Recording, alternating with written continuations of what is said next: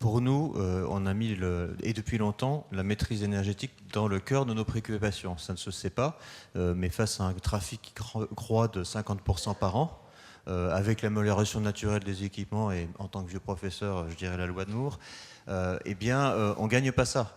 Et nous, on souhaite réduire de 10 à 20% notre consommation énergétique, malgré un trafic qui augmente de 50% par an. Donc ça nous pose des tas de problèmes.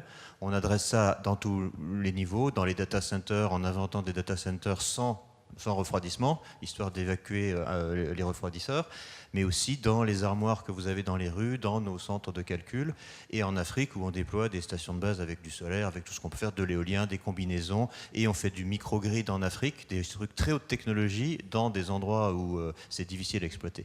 Donc c'est vraiment important.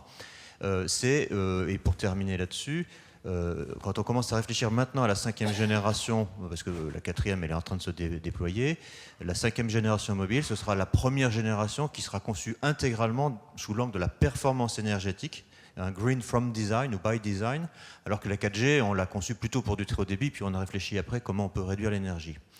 Dernier point et dernier message, chaque fois qu'on déploie de la fibre, alors la fibre c'est très bien et on investit lourdement pour le faire, ça fait du débit, mais pour le même débit, pour la même performance, vous divisez par 10 à 50 la consommation énergétique.